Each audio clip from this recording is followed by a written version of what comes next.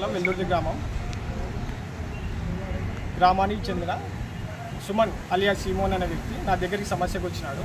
అతని సమస్య ఏమంటే వెల్లుర్తి మండలం వెల్లుర్తి గ్రామం సర్వే నెంబరు 623/1 630 ఈ రెండు సర్వే నెంబర్లపై చలానా కట్టాము. చలానా కొలవండి అని ఎంఆర్ఓ గారు మేము ఎన్నిసార్లు అర్జీ ఇచ్చినా మాకు చలానా కట్టాలని మేము సర్వే చేయాలంటే కూడా సర్వే చేయడం లేదు.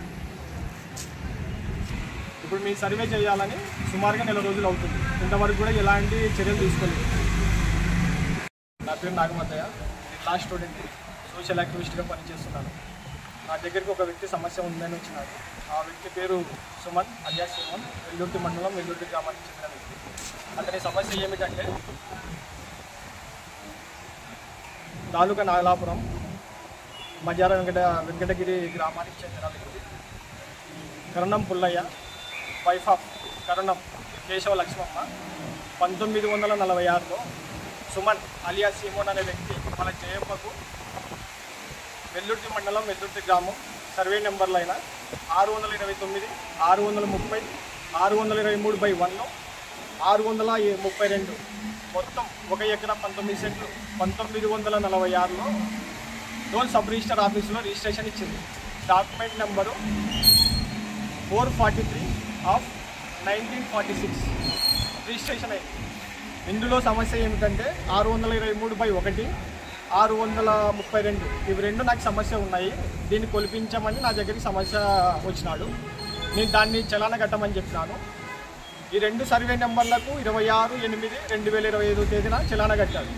చలానా కట్టిన తర్వాత చలానా కట్టినాడు మీరు సర్వే చేయండి అని సర్వే దగ్గరకు వెల్లుర్తి మండల తహసీల్దార్ గారికి వెళ్తే తహసీల్దార్ గారు సర్వే మధు గారి మీద చెప్తాడు.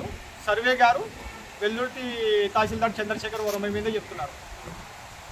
ఇప్పుడు వీళ్ళిద్దరి మీద SC/ST PO యాక్ట్ ప్రకారం FIR చేయాలని 9/9/2025 తేదీన వెల్లుర్తి మండల సిఐ గారికి రిజిస్టర్ పోస్ట్ ద్వారా చేసినారు.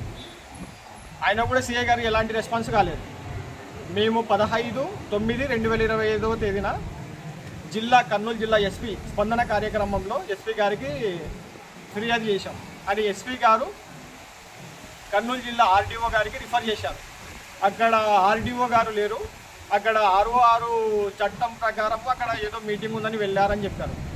మేము అక్కడ ఒక ఆఫీసర్ ఉన్నాడు, ఆయన అసిస్టెంట్ ఆఫీసర్ గారు ఇక్కడ ఉన్న వెల్లుర్తి మండల తహసీల్దార్ గారికి ఫోన్ చేసి నా దగ్గరికి మీరు ఇష్యూ వచ్చింది వెల్లుర్తి అని చెప్పింటే అతను ఫోన్ చేసి మీరు రాండి నేను చేస్తానన్నాడు. అయినా కూడా వెళ్తే ఇప్పటి వరకు కూడా ఏ పని చేయలేదు.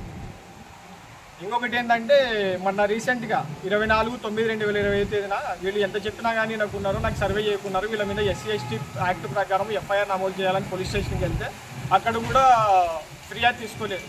ఇది సివిల్ పంచాయతీ, మీరు తహసీల్దార్ని కలవండి లేదా RDO గారిని కలవండి అని చెప్తున్నారు. ఇది SC/ST కేసు ఏ విధంగా అవుతుందని పోలీస్ అధికారులు కూడా తెలియజేస్తున్నారు. అది ఏ విధంగా అవుతుంది అనేది ఇప్పుడు మీ పరంగా నేను తెలియజేస్తాను. ప్రభుత్వ అధికారి ఒక SC/ST కులానికి చెందిన వ్యక్తికి సమాజంలో అందరికీ అందించే అధికార సేవను అందించకుండా ఉంటే అది SC/ST PO act section 2 subsection 1 ప్రకారము క్లాజు EB ప్రకారము అది నేరం. అది సామాజిక బహిష్కరణ, సోషల్ బైకట్ అంటారు. ఇంకొకటి ఏంటంటే SC/ST PO act section 4 subsection 1 ప్రకారము ఒక ప్రభుత్వ అధికారి SC/ST PO యాక్ట్ ప్రకారము అనుసరించాల్సిన చట్టబద్ధమైన విధులను నిర్వహించకుండా నిర్లక్ష్యంగా వహిస్తే దాని ప్రకారం నేరం. ఇవి రెండు కూడా కాగ్నిజబుల్ అఫెన్స్. వీళ్ళ ప్రకారం FIR చేయాలని ప్రతి చోట పోలీస్ స్టేషన్కి CA ఆఫీస్కి కూడా మేము వెళ్ళాము. కానీ వాళ్ళు ఎలాంటి చర్యలు తీసుకోలేదు. మొన్న రీసెంట్గా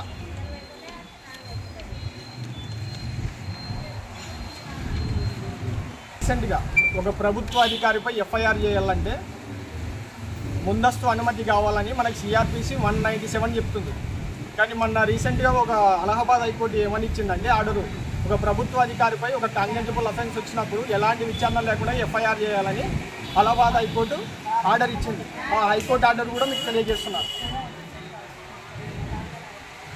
ఇంకొకటి SC/ST PO యాక్ట్ ప్రకారం సెక్షన్ 7 సబ్సెక్షన్ 1 ప్రకారం అనగా ఒక కాగ్నిజబుల్ అఫెన్స్ వచ్చినప్పుడు ఎలాంటి విచారణ లేకుండా FIR నమోదు చేయాలని SC/ST PO act section 18(1)(a) తెలియజేస్తుందని మద్రాస్ హైకోర్టు తెలియజేసింది. ఆ మద్రాస్ హైకోర్టు 24 జడ్జిమెంట్లు కూడా మనకి ఆర్డర్ కూడా ఉంది.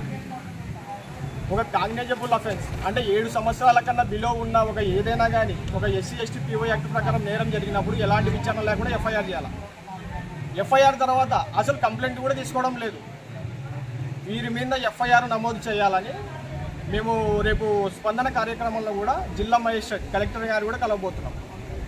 Okay, thank you.